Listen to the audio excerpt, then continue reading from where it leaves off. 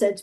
So welcome to our Alumni in Action Insights to Implementation session today, and looking specifically at our Oxford Sustainable Business Programme.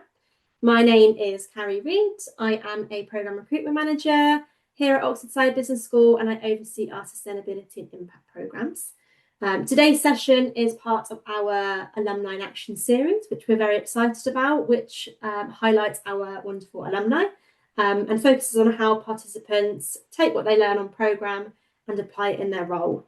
And it's a real chance for you to hear real life insights from our wonderful alumni. It's great to see so many people, Canada, South America, South Africa, UK. So welcome everyone. Very quick bit of housekeeping.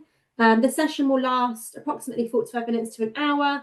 It is being recorded, so we'll share that afterwards. And we'll have time for Q&A both during the panelists' individual time and some time at the end as well. So please do use the Q&A function rather than the chat, and then we can streamline the Q&A throughout, and we can field those out to our panelists. Lovely. Next slide, please, Christine.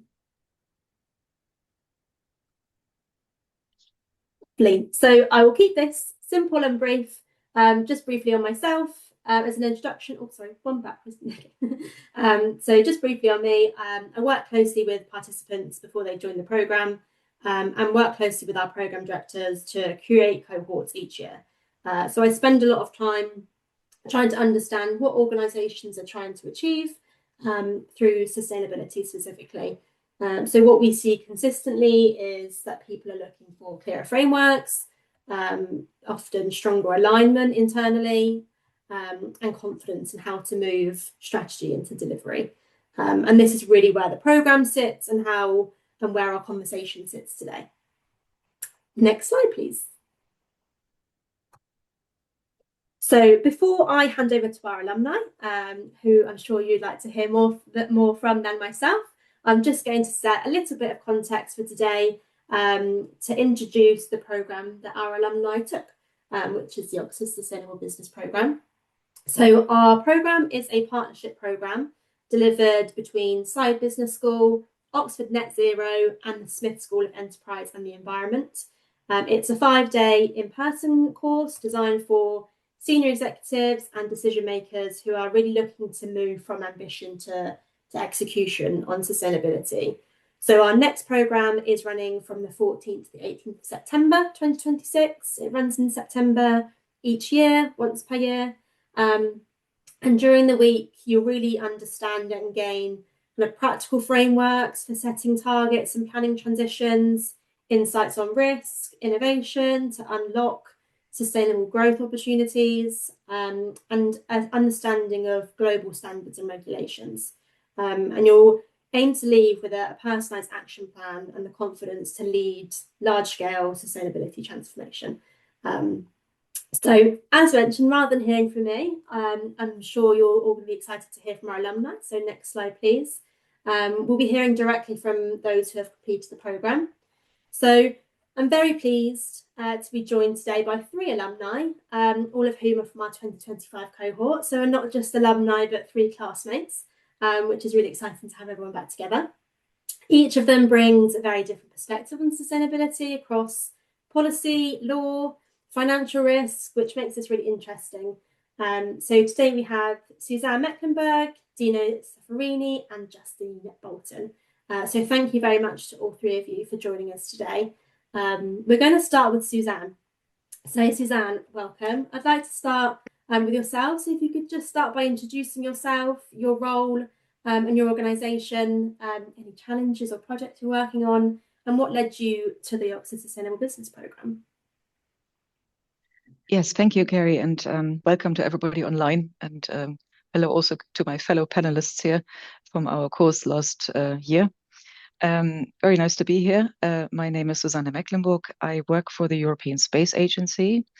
The European Space Agency sits in various locations around Europe. Headquarters is in Paris. I personally work in the UK. Where we have a large contingent of a climate activity group, which I'm actually leading.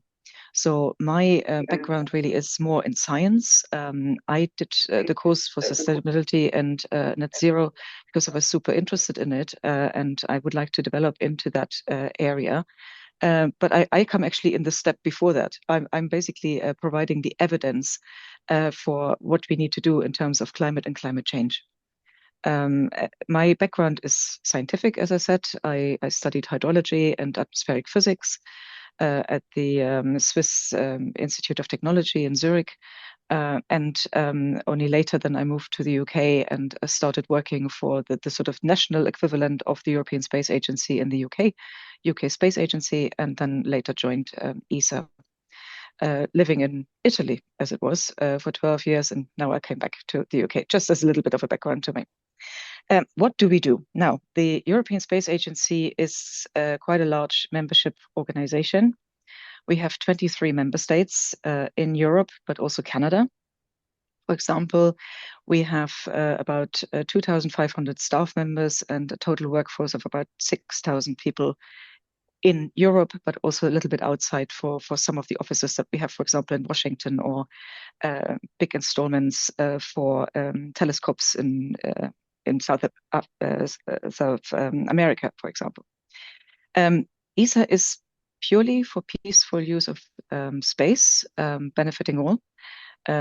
We have quite different areas in ESA that we are covering. So from looking outward into the universe, so astronomy and space science, but also looking backward to Earth, and this is where I come in, which we call Earth observation, literally observing the Earth.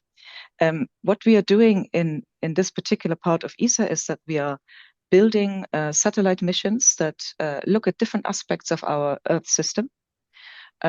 One of which being climate, but there's also a large number of, let's say, hands-on applications that we're doing for everyday life. My area of expertise is really climate science and climate modeling. So we are basically looking at the physical evidence of what the state of the climate is and how it is actually evolving.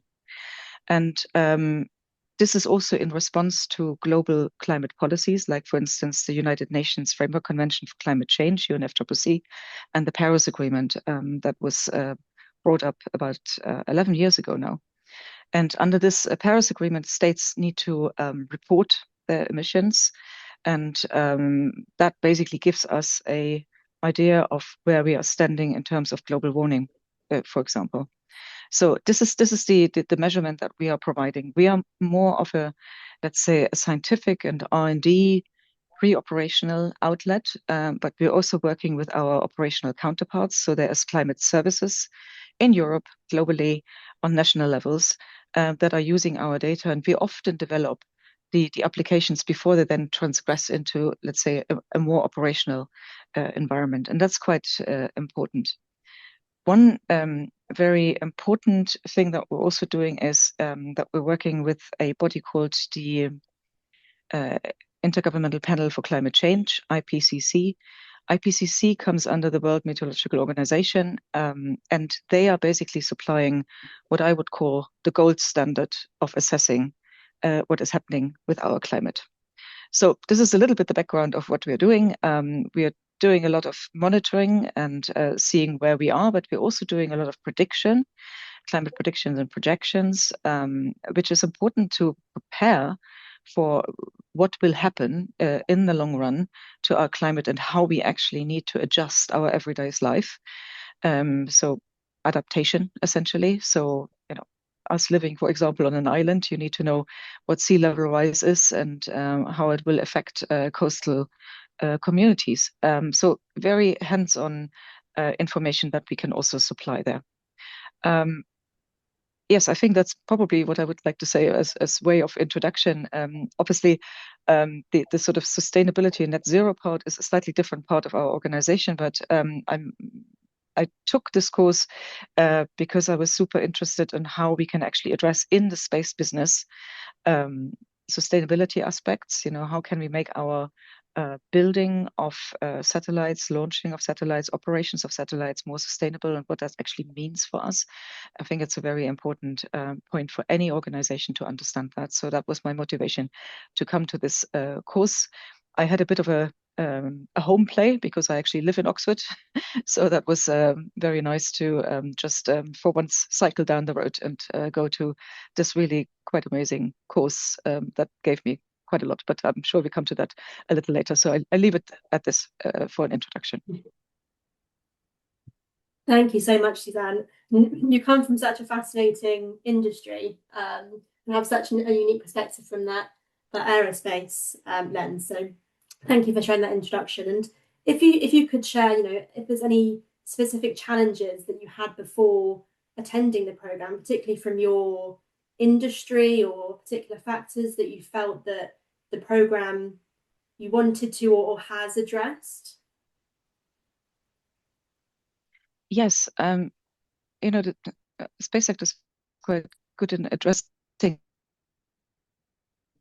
these things. I mean, we a community, scientific, industrial, to really make sure that what we are doing is actually sustainable in itself as much as it can be, in the knowledge that we have of processes, but also the knowledge of how we can do this production in the space industry. So this is already probably an area that is quite well developed in many ways.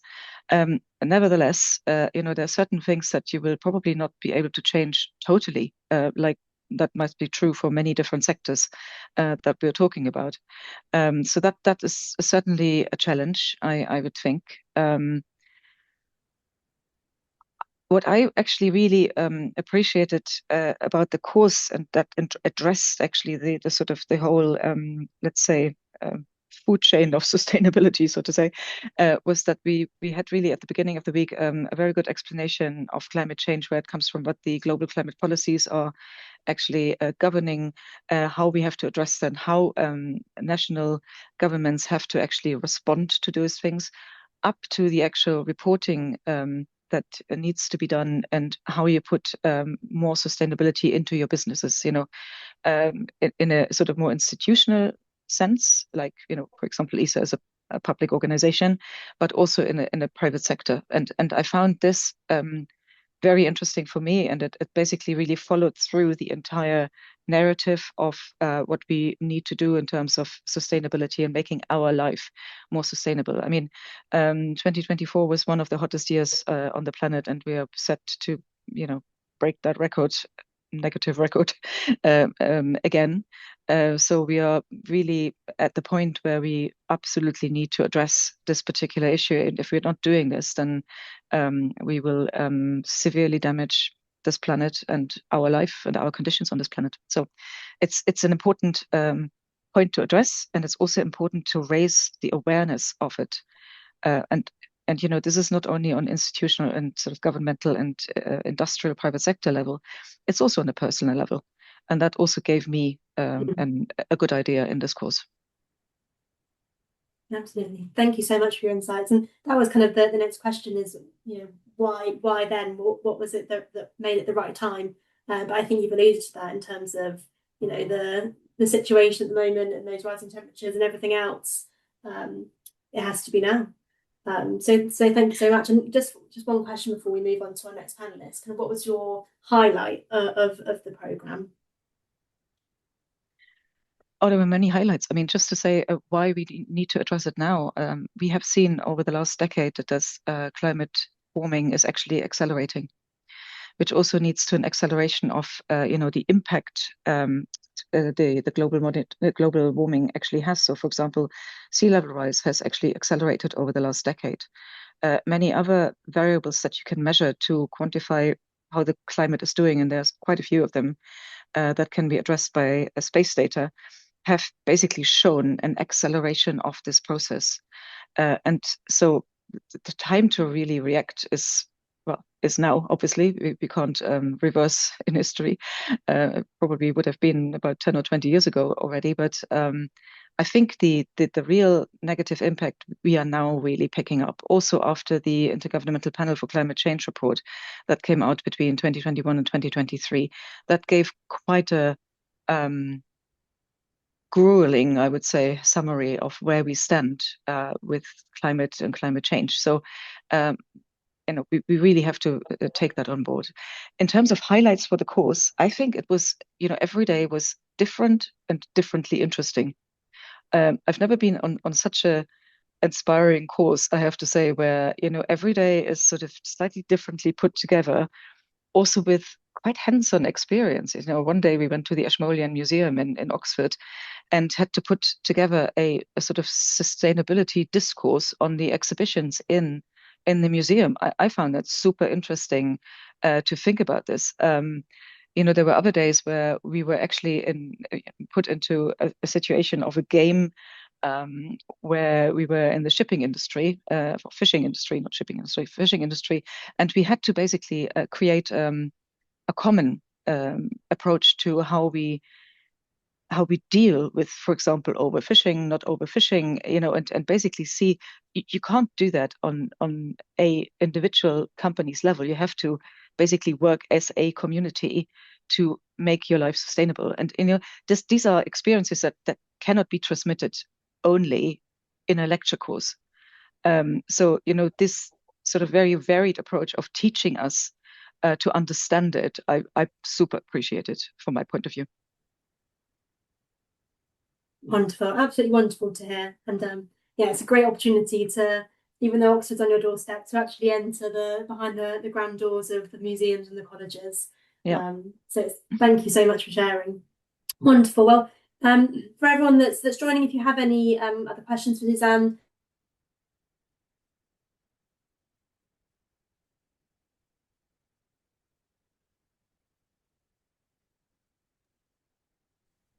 sorry, Carrie. That's right. I think we might have lost Carrie for a bit. Her video seems a bit frozen. So I think what Carrie wanted to say is that if you've got any questions, please feel free to share them on the chat. We can ask them later when we have time for the Q&A session. And also, please share any feedback on the chat as well.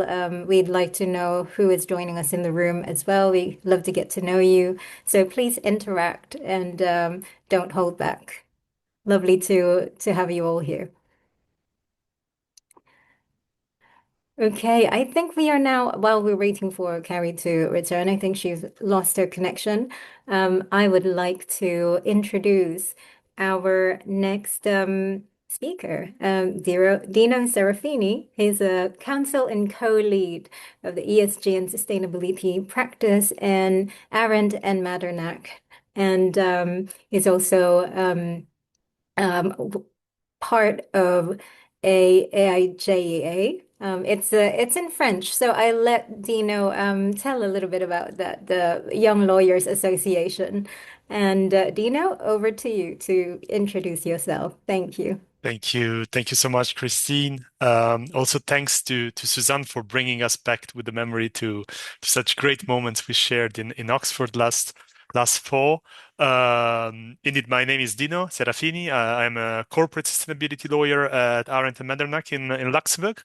I lead the legal practice on ESG and sustainability advice for our clients. So I had to take a couple of trains to join you in Oxford, but was so worth the trip, of course. Although I'm quite jealous of your bike ride in Oxford, Susanne. So Arendt is the leading independent law firm in Luxembourg. We are amongst the largest in Europe, so this gives us a good visibility on activities of clients from all industries, financial market players, corporates in Luxembourg, Europe, but also globally. And Luxembourg is also an excellent base for the space industry. So we tend to look up to our clients' activity, and that helps me also thinking at Susanne quite often. Then, in terms of what we do, our practice spans corporate sustainability, sustainable finance, business and human rights. And what we're trying to achieve is really bridging the gap between apparently separated and distinct legal requirements and help clients devise a strategy of multi-compliance so that at the same time you can achieve compliance, be secure from legal risk, but also advance on your decarbonization and sustainability goals. So Susanne made the perfect case of the why this program. How I got there was really to focus on the how and the solutions that we could bring from a legal perspective and integrate those with the needs of the clients. How we got to know each other, Christine, indeed, was also through my activity for some NGOs. I sit in the board of the International Association of Young Lawyers, AIGA, the French way, and the Europe board of the Global Alliance of Impact Lawyers. The mission there is to advance impact and sustainability law as areas of practice and help clients make a positive impact. Of course, when you think about the work lawyers do, much of it is reactive and dependent then on what comes into our inbox. So a lot is interpretation of the laws and the regulations. What the OSBP managed to unlock for me in my practice was really a different way of thinking about the role of legal advisors and external advisors to clients. Many of the problems may be rooted in climate change, global warming, business and human rights issues, environmental hazards. What is great is that a lot of the business solutions that have been out there can be applied to this new sort of problems.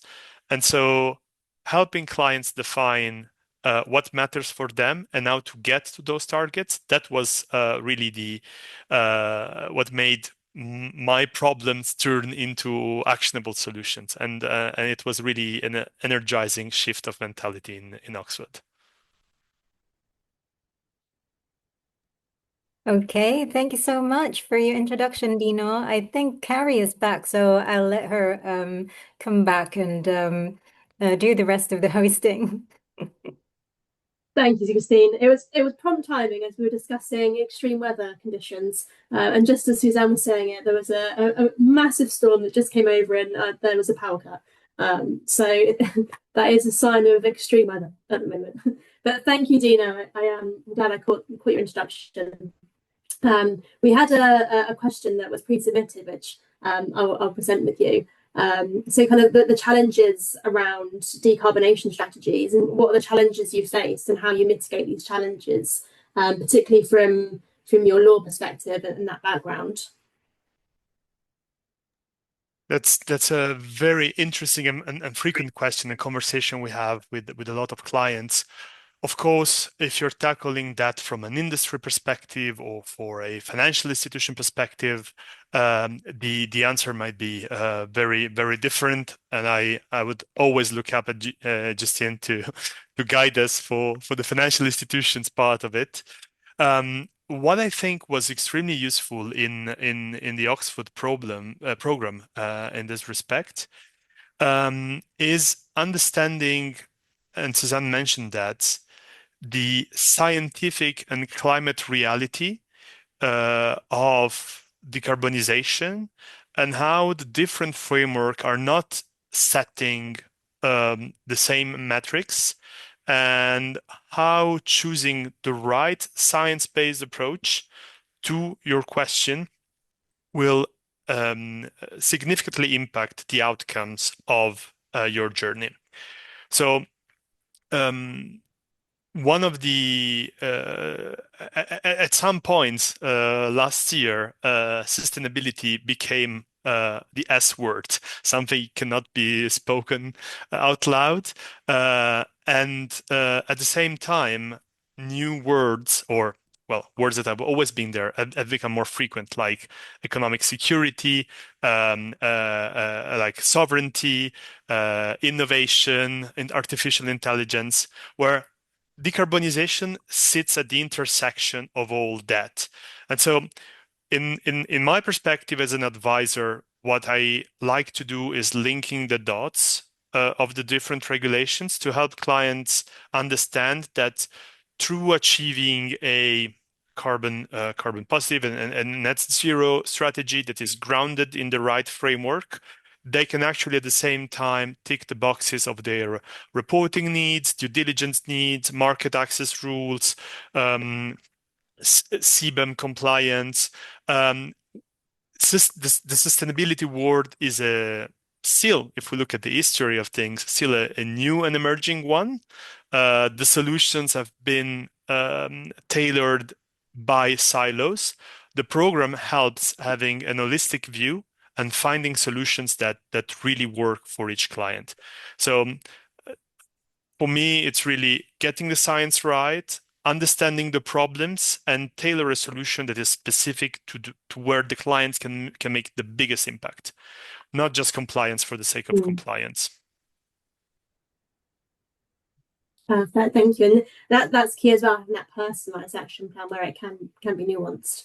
And you touched on this slightly, and a follow-up question to that is, with the increasing presence of AI, how are you incorporating what you've learned, from your experience from the program, with that increasing presence of AI in your company? That's really interesting. And I mean, thinking back already at September last year, I have the impression that AI was not that present in our lives already less than a year ago, and it's incredible. And I have to say, it was also nice to go back to some notes, physical notes, took on a paper and pencil approach. Look, what I think was really valuable is understanding that any business problem can be treated with a methodology that then responds to the same logic that helped solving similar problems in the past. I'm thinking of, for instance, the very valuable lessons of the session we had with Charlie Curtis that I think I saw him in the participants list. Hello, Charlie.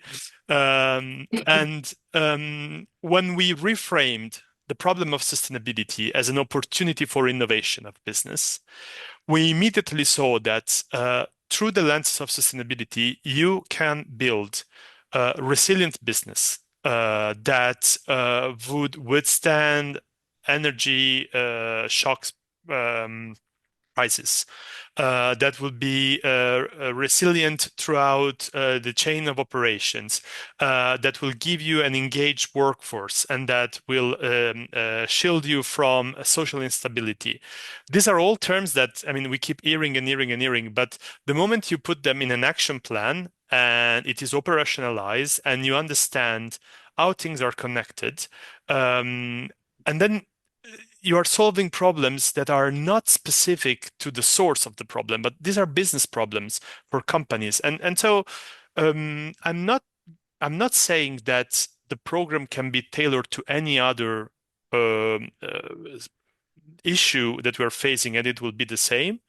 But even if artificial intelligence was not that present at the time that we have discussed less than 1 year ago, everything that all of the notes that I took back then can apply back to the artificial intelligence question.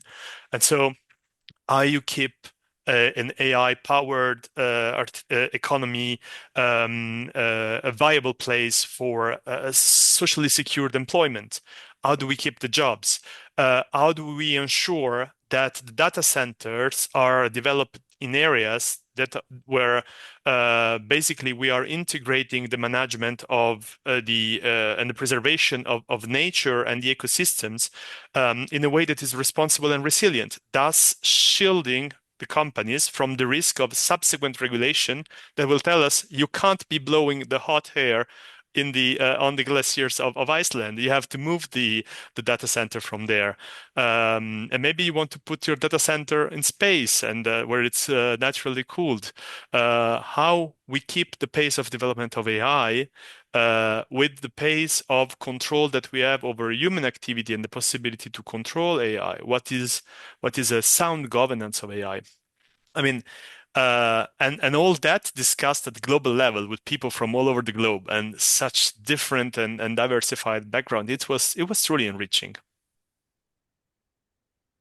Amazing to hear. And yeah, really, really good points. And you can sort of reapply the key learning to various situations and use that in various challenges that I'm sure we'll face, and new ones that we'll face over the years. Thank you so much, Dino. Really appreciate you taking the time and giving us an intro. Thank you, Karen. So, by no means least, we have Justine, Technical Lead for Environmental and Climate Risk at FirstRand Group. So, Justine, welcome. Same to you. It'd be great to hear about you, your role and your experience. Over to you. Thanks, Carrie. Excuse me, I've got a frog in my throat. Thanks, Carrie. Hi, everyone. Thanks for the introduction. So yeah, I work, as you mentioned, as the Environmental and Climate Risk Technical Lead at FirstRand Group. We're one of the 4 largest financial institutions in South Africa, and we've got a banking presence throughout many countries in Southern Africa. But I'm not a banker by background. I'm actually an environmental scientist, so I'm green at heart. But I see my role in the bank as working at this intersection of environmental science and financial decision making. So really, what I try and bring to my role is, focusing on how banks understand and respond to climate and nature-related risks and opportunities. I sit mainly in the risk space, but I think risk and opportunities are very closely connected. The focus areas specifically in my work are climate risk, carbon accounting, moving much more into the nature and biodiversity space, especially with a focus on water dependencies and resilience, which is a very key topic in Africa. But I think globally now, with climate change, we're seeing water becoming a key risk for many communities and companies and individuals and countries. And then subsequent to attending the course at Oxford, I think I'm moving very much more into the transition space, looking at mitigation, adaptation, and resilience in our financial portfolios. And I kind of, see that as a direct output of attending the program. So, going into the program, I expected a fairly technical deep dive. I was there for the net zero discussion. FirstRand has net zero portfolio aspirations, so I wanted to get stuck into some of the technical details around that. And I mean, Oxford is a leader in the sort of net zero decarbonisation offsetting principles work, so I was keen to learn from the experts. The program also offered, insights on leadership, which also really resonated with me. So being the technical expert, I'm really looking forward to, or I was looking to step from the technical role into a more sort of strategic and leadership role. So that's what I was hoping to get out of it. I think what I took away was much broader than that. It really shifted how I think about sustainability in a broader business context. I think both Dino and Susanne have alluded to that as well. So there really was a strong emphasis on systems thinking throughout the course, both through the lectures, so from the experts, from the exercises we did, from the games we played, as well as from the cohort, my fellows in the course with me. And this really helped me to step back and see the interconnectedness between the environment, between the economy, society in a much more integrated and holistic way. I think, Dino, you and I have similar notes because I think we're thinking in the same way there. What I really enjoyed from the course as well is the network. The team members on the course were a really big part of that broader systemic thinking. I mean, we had colleagues from all over the world with us from all different backgrounds. It really framed anything and everything in a much broader, holistic sense, which I so enjoyed and appreciated. So you really do learn as much from the peers on the course as you do from the faculty and the science and the lessons that we go through. I think another thing that made the course particularly relevant for me is many of us in sustainability are working in environments where there's no shortage of ambition, there's no shortage of data points, of calculations, of targets, of disclosure requirements. I think the real challenge, again, speaking to my want to step into a more strategic and leadership role, the real challenge is how do you translate that into strategy, into management actions, into decisions that actually change outcomes. And this gap between the insights and the action was very real in my role. I was the technical data expert. How do you start using this information? How do you start making decisions? So the program really did help bridge that gap. It just didn't just focus on the concepts. It got all of us, I think, thinking on how to use them in practice. What does it mean in the bigger picture? How do others solve for that as well? Some more notes about the structure of the program. It was designed almost into 3 pillars. So they had a science pillar, which grounded us in what good actually looks like. There was also a standards and regulation component that helped cut through what can be quite a complex and evolving landscape. So that was really useful as well. But for me, I think it really came together in the strategy and innovation pillar. The focus shifted to systems thinking, recognizing that sustainability doesn't sit in silos, that you need to connect climate and nature and social considerations and regulation and financial performance to make better decisions. Again, that was learned through what the lectures, what the presentations were telling us, but also through experience of the fellows in the program with us and sharing and learning from their insights. Maybe I'm preempting some of the questions to come, Carrie, but just sort of touching on how that's influenced me personally and how that has shaped our approach to transition pathways. So coming out of the program, sort of having had this experience and saying, well, how do we take this further? I was then tasked with leading some of the work on transition pathways in the group. How do we move towards a more integrated view that brings climate and nature and social considerations together, while embedding resilience and adaptation into how we think about long-term decisions and outcomes? Interestingly, previously our team was called the Climate and Environmental Risk Team. And we had very strong, climate risk management frameworks. We were working on growing the nature thinking in our organization. We're actually looking at now, how do we bring this all together under a sustainability risk framework? Dino, I know you said the sustainability word maybe isn't so popular, but I think it captures that holistic systemic thinking. And really, it's not just about climate or nature or social. It is about those real world meaningful impacts, about resilience, about adaptation. So, it's bringing that all together. So that's been like an actual tangible outcome, I think, from the program for me. There was also a very strong emphasis on leadership and communication in the program.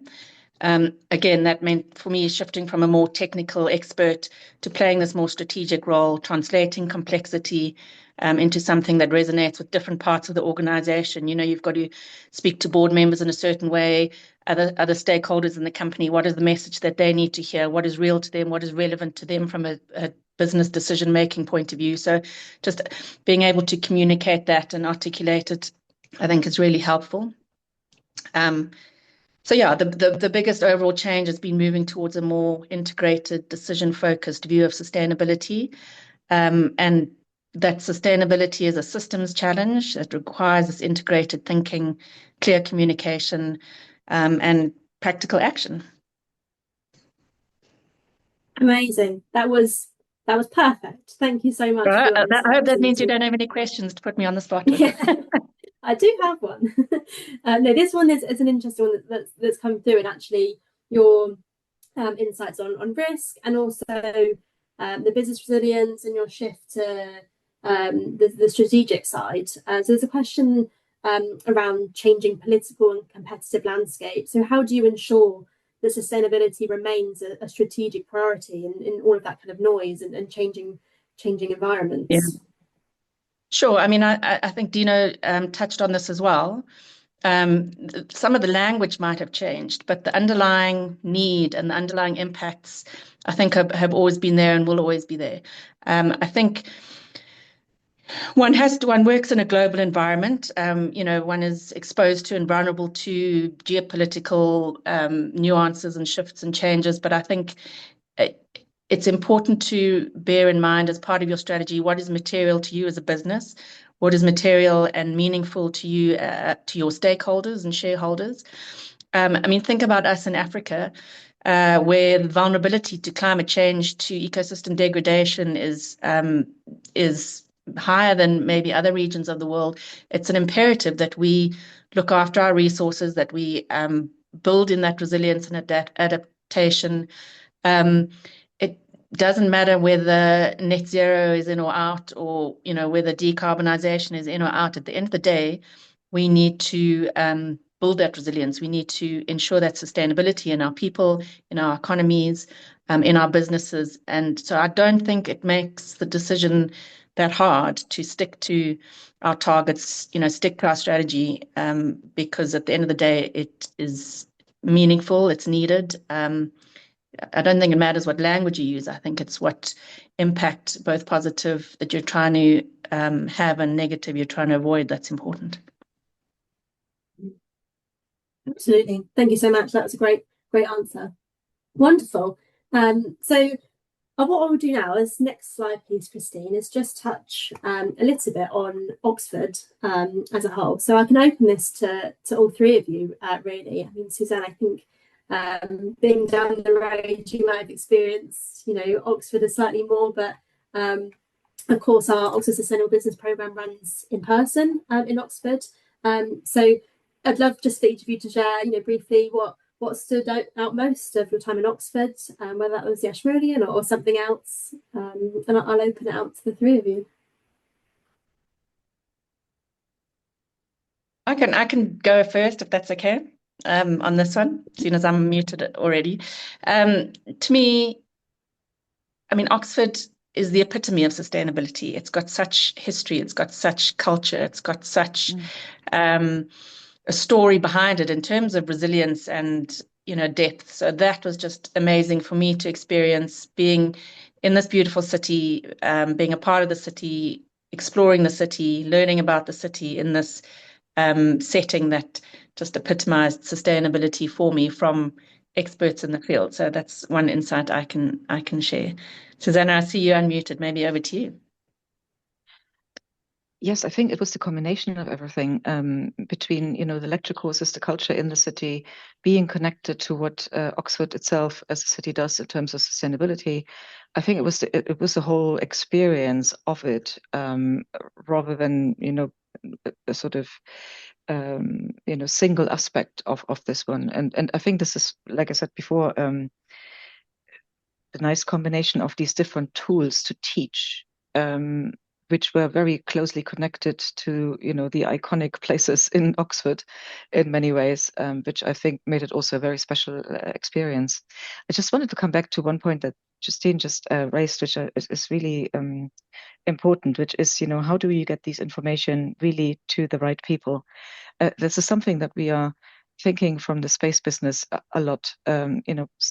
We sort of really have sort of drawn up a program that basically is actionable climate information.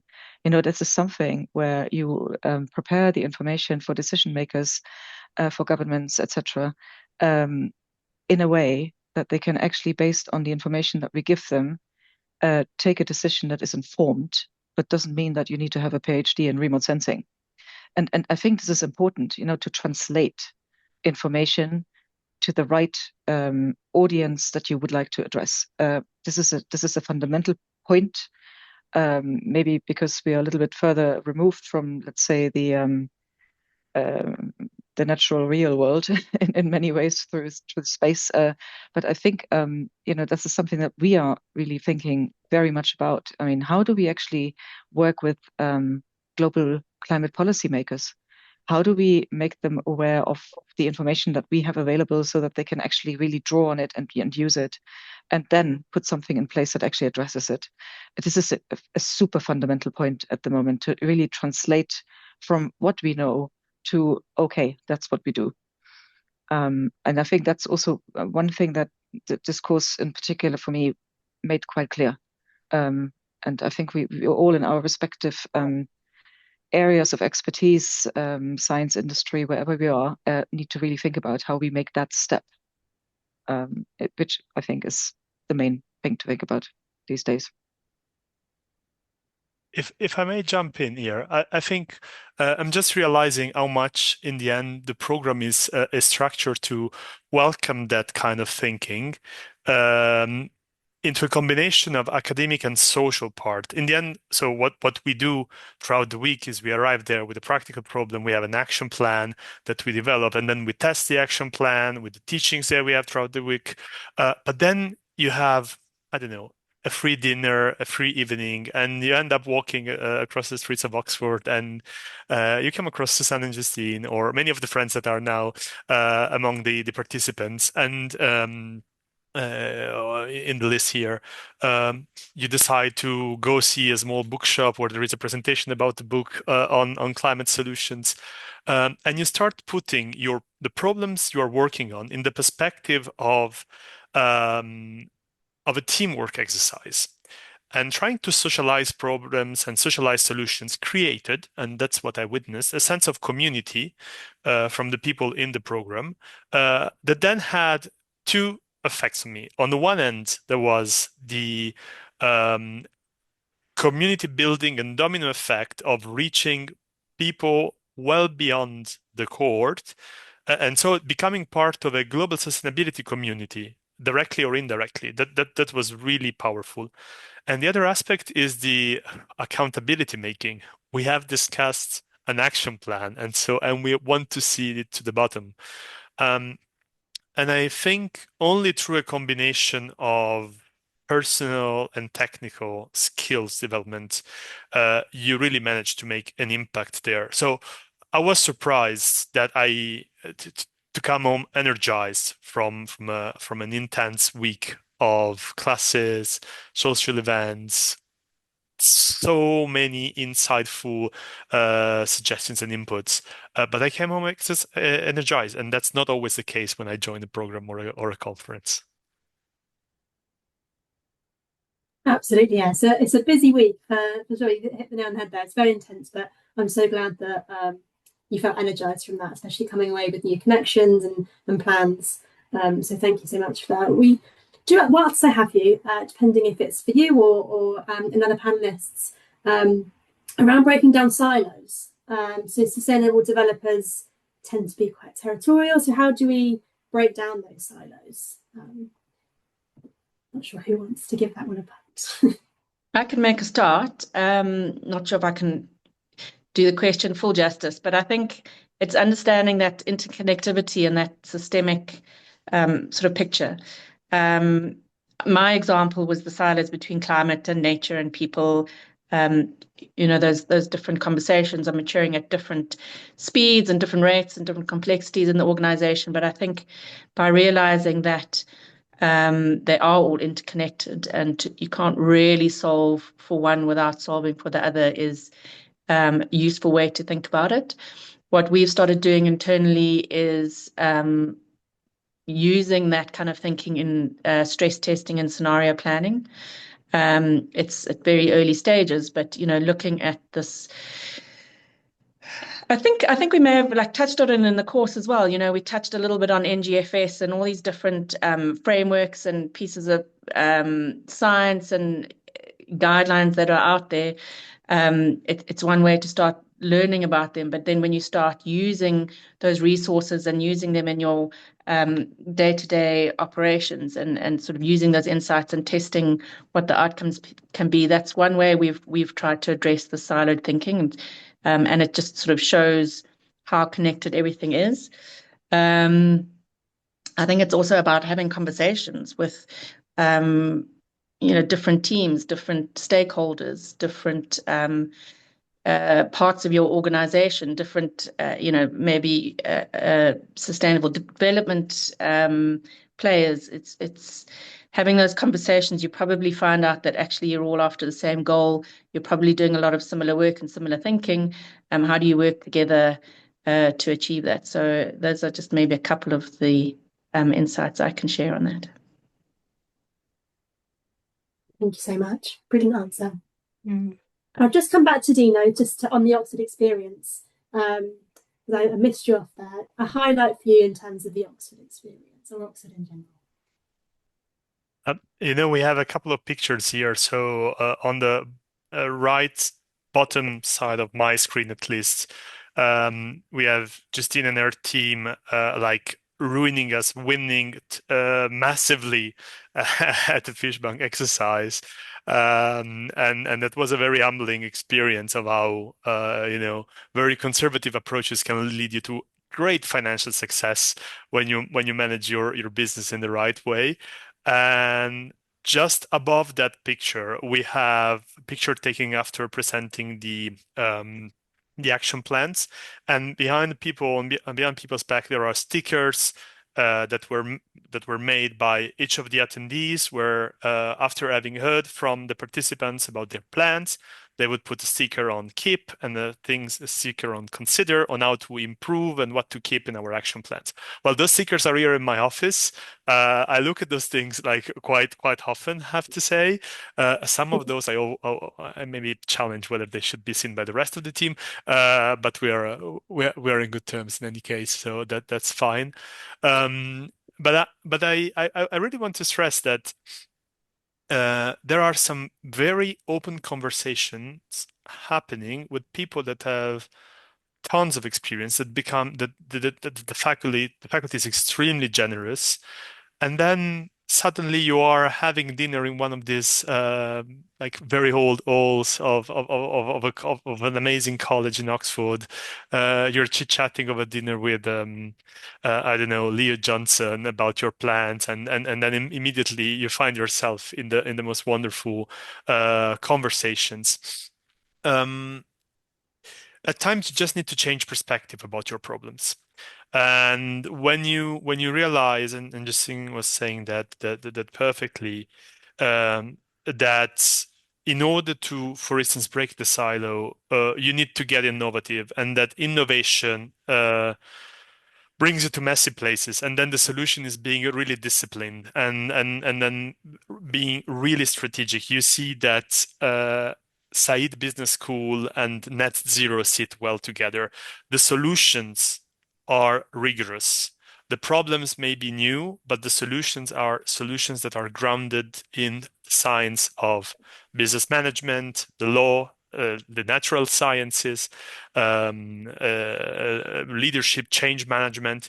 So the responsibility, so moving from data to strategy, I have a friend of the Global Alliance of Impact Lawyers that always says, data is king, but strategy is queen, meant as in the most powerful way you could. I believe that you come out of the program accountable to bring forward your strategy and with the instruments to do that a bit more efficiently, maybe. And just on the back of that, since Dino is also still on the screen, speaking about solutions for world-scale issues, actually, we had an exciting collaboration between the Oxford Sustainable Business Program, Oxford University, the team here at Saïd Business School, and Smith School with the Young Lawyers Association, AIJA, and Dino has been spearheading that with some of his colleagues. Dino, would you like to tell us a little bit, if we can spend about 1 minute for that before we start wrapping up? Max 1 minute. Really quick. Sustainability law is a new field. And if we're trying to help young lawyers develop their careers in a way that is resilient to the threats of today, AI being one of those, trying to find the best partners to bring about innovative ways of thinking about we could develop our careers as lawyers, well, then the match was a very easy one to make. So we're now trying to find a way to bring the leadership of not only Asia, but also the other main global organizations closer to the Oxford Sustainable Business Program. And I have to say the team, Christine and team, have been wonderful in making that happen. And so at the time of backlash, like regulatory review, backtracking, we are seeing more and more people interested in joining this cohort and making sustainability law mainstream. So thank you very much for all you've done, Carrie and Christine. And thank you for championing corporate sustainability in the business world. Thanks for all your leadership in that, Dino. Over to you again, Carrie. Thank you very much. Next slide, please, Christine. So I just wanted to say a massive thank you to Susanne, Justine and Dino for joining us today. We really appreciate you taking the time and joining us today and bringing it together. At the heart is the Oxford Sustainable Business Programme. So our next cohort is running from the 14th to the 18th of September. Deadline to apply is the end of July. So if you're interested in learning a bit more and what you've heard today has resonated with you, and you'd like a programme that's designed to give structure to complex challenges, to build your confidence, to help translate sustainability into real business action, then please do reach out. My contact details are there. You've got the apply now button. And just one final offer. Next slide, please. So for those that are interested and for attending today and joining for the full webinar, we are offering a 10% webinar discount. So the details are on the slide, but which we're just going to when you apply, how did you hear about us, alumni referral, courtesy of Susanne, Justine and Dino, and you'll get a 10% discount for this cohort. Thank you so much again. Thank you to our panelists and Christine for your support. Hope you have a wonderful rest of the day, and thank you for joining.